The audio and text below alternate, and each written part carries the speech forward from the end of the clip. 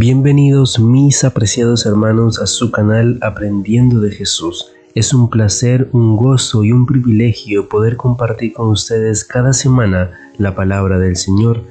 Hemos llegado a la lección número 6 titulada Me levantaré. Les invitamos a que compartan este audio con sus contactos, con sus amigos y familiares para que muchas personas conozcan del amor de Jesús y este mensaje de salvación. También les agradecemos por sus comentarios, por todo su apoyo, porque este ministerio de aprender de Jesús es para ustedes y para cada una de las personas que como nosotros necesita conocer de Jesús cada día. Vamos a orar para comenzar.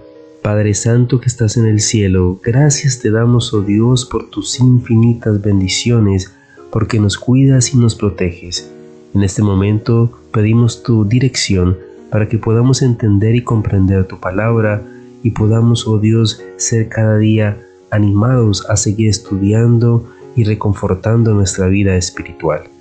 Danos entendimiento y sabiduría para poder comprender lo que hemos de estudiar. En Jesús, amén.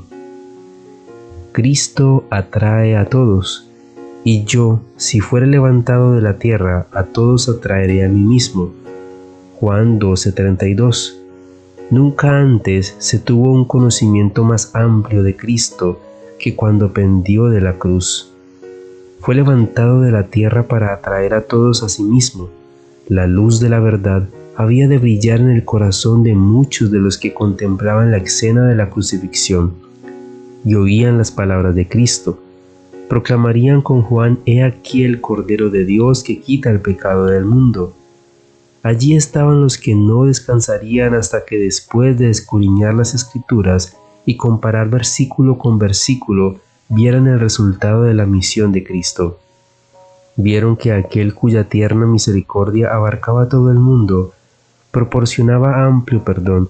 Leyeron las profecías relativas a Cristo y las promesas tan generosas y amplias que señalaban una fuente abierta en favor de Judá y de Jerusalén. El sacrificio de Cristo como expiación del pecado es la gran verdad en torno a la cual se reúnen todas las otras. Para poder comprender y apreciar correctamente toda la verdad de la palabra de Dios, desde el Génesis hasta el Apocalipsis, deben ser estudiadas a la luz que fluye de la cruz del Calvario, en relación con la extraordinaria verdad central de la expiación efectuada por el Salvador. Los que estudian el maravilloso sacrificio del Redentor crecen en gracia y conocimiento. Os presento el grandioso monumento de misericordia y regeneración, salvación y redención, el Hijo de Dios levantado en la cruz del Calvario. Este debe ser el tema de todo discurso. Cristo declara: «Y yo, si fuere levantado de la tierra, a todos atraeré a mí mismo». El comentario bíblico adventista del séptimo día sobre Deuteronomios 15, 7 al 11 nos dice: menesteroso, literalmente un necesitado. La pobreza parece que siempre existirá. Sin embargo, puede hacerse mucho por reducirla y aliviar los sufrimientos que la acompañan. Siempre que haya entre los hombres diversidad de talentos, habrá algunos necesitados de ayuda. Los miembros de la Iglesia podrían ocuparse mucho más de los menos pudientes, sin dejar por ello de hacer evangelismo público. Ni cerrarás tu mano.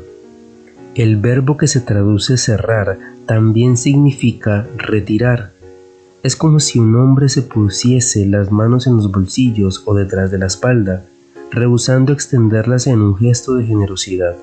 En 1 de Juan 3:17, el apóstol Juan dice: «Pero el que tiene bienes de este mundo y ve a su hermano tener necesidad y cierra contra él su corazón, ¿cómo mora el amor de Dios en él?». La respuesta evidente es que el amor divino no puede morar en el corazón de tal persona. Una figura de dicción para describir el espíritu generoso, la forma hebrea es enfática: «Ciertamente abrirás tu mano». Compárese con las palabras de Cristo en Mateo 5:42, Lucas 6:30. Una de las lecciones más difíciles de aprender es la que enseña que el egoísmo se derrota a sí mismo. Versículo 10. No serás de mezquino corazón. Literalmente, no serás perverso o malvado. El mismo verbo se traduce afligir el corazón, mirar con malos ojos. El apóstol Pablo habló de la misma actitud mental en 2 de Corintios 9:7, donde dice: cada uno dé como propuso en su corazón, no con tristeza ni por necesidad. El Señor toma nota de todo lo que el hombre hace. No hay acción que no reciba su recompensa. Según Pablo, debe haber abundancia en todo lo que hacemos para Dios. Versículo 11. No faltarán. Cristo hace referencia a esto en Mateo 26:11. Nunca cesará la necesidad de mostrar generosidad y caridad cristianas. Santiago dice que los pobres son los que Dios ha elegido para sí. Los pobres necesitados tienen derecho a reclamar la ayuda de los que tienen medios y debe dárselas la ayuda que necesitan, no de mala gana sino liberalmente. La aparente contradicción entre este versículo y el versículo 4 se debe a que en el versículo 4 se contempla el resultado de la cooperación con el plan aquí expuesto, pero nunca llegaría el momento cuando no hubiese oportunidad de ayudar a algún semejante. Abrirás tu mano. Se usa aquí la forma enfática hebrea, ciertamente abrirás tu mano. La forma sustantiva de este verbo significa la entrada de una tienda, de una casa o habitación, del tabernáculo. Abrir la mano implica, por lo tanto, compartir los bienes del hogar. El comentario bíblico adventista sobre Romanos 8:34 nos dice: condenará. Satanás conoce con exactitud todos los pecados que mediante sus tentaciones ha logrado que cometan los hombres, y los presenta ante Dios como la evidencia de que los pecadores solo merecen la destrucción, pero Dios responde a las acusaciones presentadas contra sus escogidos. Cristo, con su propia vida, pagó el precio de los pecados por ellos. Los elegidos de Cristo están libres de condenación. Resucitó. No adoramos a un Cristo muerto, sino a un Cristo vivo. Esto no implica que la resurrección tuviera más valor salvador que la crucifixión, sino que realza que Cristo no solo murió, sino que ahora vive para completar el propósito de su muerte en favor de nosotros. Diestra de Dios. Estar a la mano derecha equivalía a ocupar el puesto de honor, y significaba participar del poder real y de la gloria real. Se había predicho que Cristo ocuparía ese puesto con su Padre. El hecho de que esté a la diestra no solo indica la gloria, sino también el poder del ensalzado Hijo del Hombre. Intercede. Esta es la palabra que se usa en el versículo 27 para referirse a la intercesión del Espíritu Santo. Las Escrituras afirman claramente que Cristo es nuestro intercesor y abogado ante el Padre. No debe suponerse que esto significa que Dios necesita ser persuadido para que sea benévolo con su pueblo, pues Él fue quien amó de tal manera al mundo que dio a su Hijo. La naturaleza de esta divina intercesión quizá podría ilustrarse con la oración de la intercesión de Cristo por sus discípulos.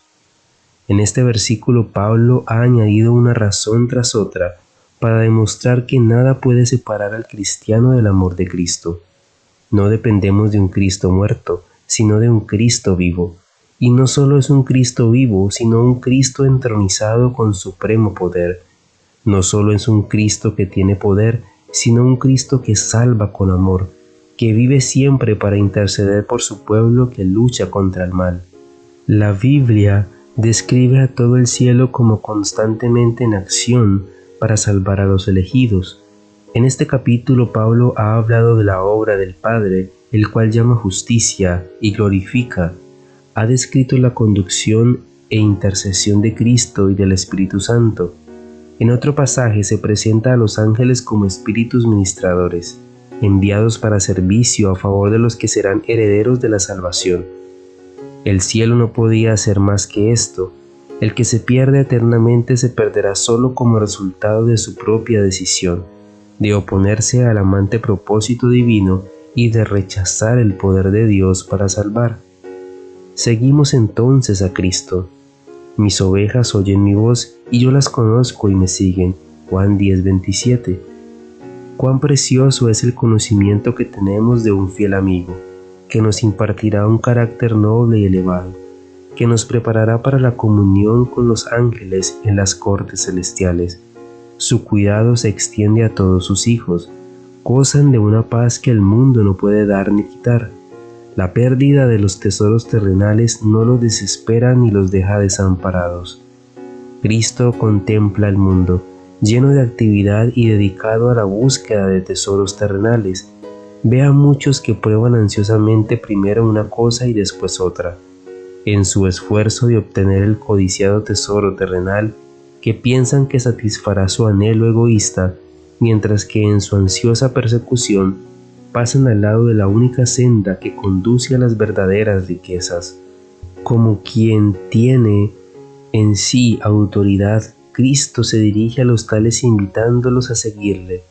Les ofrece conducirlos a las riquezas tan perdurables como la eternidad. Les señala la senda estrecha de la abnegación y el sacrificio. Los que avancen por esa senda, venciendo todo obstáculo, llegarán a la tierra de gloria. Al levantar la cruz, descubrirán que ésta los eleva y que al final obtendrán los tesoros imperecederos. Debemos elevar la cruz y seguir las pisadas de Cristo. Los que levanten la cruz descubrirán que al hacerlo, ésta los eleva, dándoles fortaleza y valor y señalándoles al Cordero de Dios que quita el pecado del mundo. Por tanto, es por fe para que sea por gracia. Romanos 4:16. Sin la gracia de Cristo, el pecador está en una condición desvalida. No puede hacer nada por sí, pero mediante la gracia divina se imparte al hombre poder sobrenatural. Mediante la comunicación de la gracia de Cristo, el pecado es discernido en su aborrecible naturaleza y finalmente expulsado del templo del alma. Mediante la gracia, somos puestos en comunicación con Cristo para ser asociados con Él en la obra de la salvación. La fe es la condición por la cual Dios ha visto conveniente prometer perdón a los pecadores. No es que haya virtud alguna en la fe que haga merecer la salvación, sino que la fe, aferrándose a los méritos de Cristo, proporciona el remedio para el pecado. Creyó Abraham a Dios y le fue contado por justicia, pero al que obra no se le da cuenta el salario como gracia, sino como deuda. Mas al que no obra, sino que cree en aquel que justifica al impío, su fe le es contada por justicia. La justicia es obediencia a la ley. La ley demanda justicia, y ante la ley el pecador debe ser justo, pero es incapaz de serlo. La única forma en que puede obtener la justicia es mediante la fe. Por fe puede presentar a Dios los méritos de Cristo, y el Señor coloca la obediencia de su Hijo en la cuenta del pecador. La justicia de Cristo es aceptada en lugar del fracaso del hombre, y Dios recibe, perdona y justifica al alma creyente y arrepentida. La trata como si fuera justa y la ama como ama a su Hijo. De esta manera, la fe es imputada a justicia y el alma perdonada avanza de gracia en gracia, de la luz a una luz mayor. El toque de la fe nos abre al divino almacén de los tesoros de poder y sabiduría, y de esa manera, mediante instrumentos de barro, Dios realiza las maravillas de su gracia. Esta fe viva es nuestra gran necesidad de hoy. Debemos saber que Jesús es en verdad nuestro, que su Espíritu está purificando y refinando nuestro corazón. Si los seguidores de Cristo tuvieran fe genuina, con mansedumbre y amor, ¿qué obra podrían realizar? ¿Qué frutos se verían para la gloria de Dios? Y de conocer el amor de Cristo que excede todo conocimiento, para que seáis llenos de toda la plenitud de Dios. Muchos piensan que es imposible escapar del poder del pecado, pero se nos ha prometido que seremos llenos de toda la plenitud de Dios. Apuntamos demasiado bajo, la meta está mucho más alta. Nuestra mente necesita expandirse para poder comprender el significado de la provisión de Dios. Debemos reflejar los atributos más elevados del carácter de Dios. Deberíamos estar agradecidos porque no se nos ha dejado abandonados a nosotros mismos. La ley de Dios es la norma exaltada que debemos alcanzar. No debemos andar según nuestras propias ideas, sino debemos seguir en los pasos de Cristo. La obra de vencer está en nuestras manos, pero no debemos vencer en nuestro propio nombre o fortaleza, porque no podemos guardar los mandamientos por nuestras propias fuerzas. El Espíritu de Dios debe ayudar nuestras flaquezas. Cristo es nuestro sacrificio y garantía. Se hizo pecado por nosotros para que nosotros fuéramos hechos justicia de Dios en Él. Mediante la fe en su nombre, Él nos imputa la justicia y se hace un principio viviente en nuestra vida. Cristo nos imputa su carácter sin pecado y nos presenta delante del Padre en su propia pureza. No podemos proveernos por nuestra cuenta del ropaje de justicia, porque el profeta dice: todas nuestras justicias son como trapo de inmundicia. No hay nada en nosotros con que cubrir el alma para que no se vea su desnudez. Debemos recibir el ropaje de justicia tejido en el telar del cielo, el ropaje puro de la justicia de Cristo. Debemos decir: Él murió por mí, Él llevó la desgracia de mi alma para que yo venza en su nombre y sea exaltado hasta su trono. Cristo es llamado Jehová, justicia nuestra, y mediante la fe cada uno debería decir: Jehová, justicia mía. Cuando la fe se aferre de este don de Dios, la alabanza de Dios estará en nuestros labios y podremos decir a otros: He aquí el Cordero de Dios que quita el pecado del mundo. Entonces podremos hablar a los perdidos en cuanto al plan de salvación, que cuando el mundo yacía bajo la maldición del pecado, el Señor presentó condiciones de misericordia al pecador caído y sin esperanza, y reveló el valor y significado de su gracia. La gracia es un favor inmerecido. Fue la gracia la que envió a nuestro Salvador a buscarnos cuando éramos peregrinos para llevarnos de vuelta al redil. Nadie puede mirarse a sí mismo y encontrar algo en su carácter que lo recomiende ante Dios o haga segura su aceptación. Solo mediante Jesús, a quien el Padre dio por la vida del mundo, puede encontrar acceso a Dios el pecador. Jesús es nuestro Redentor, nuestro abogado y mediador. Nuestra única esperanza de perdón y paz está en Él. En virtud de la sangre de Cristo, el alma herida de pecado puede ser restaurada a la salud. Fuera de Cristo no tenéis ningún mérito, ninguna justicia. Nuestra pecaminosidad, nuestra debilidad, nuestra imperfección humana hacen imposible que aparezcamos delante de Dios a menos que seamos revestidos con la justicia inmaculada de Cristo. Cuando respondéis a la atracción de Cristo y os unís con Él, manifestáis fe salvadora. La fe familiariza el alma con la existencia y la presencia de Dios, y viviendo completamente para la gloria de Dios, discernimos más y más la belleza del carácter divino, la excelencia de su gracia. Nuestras almas se robustecen con poder espiritual, pues respiramos la atmósfera del cielo. Nos elevamos por encima del mundo contemplando a aquel que es el principal entre 10,000 y todo el codiciable y el contemplarlo. Somos transformados a su imagen. Dios quiere que todo miembro de la Iglesia permanezca fielmente en su puesto del deber, que lleve a cabo su responsabilidad y que cree una atmósfera celestial alrededor de su alma al recoger continuamente los brillantes rayos del sol de justicia para esparcirlos en el camino de quienes lo rodean.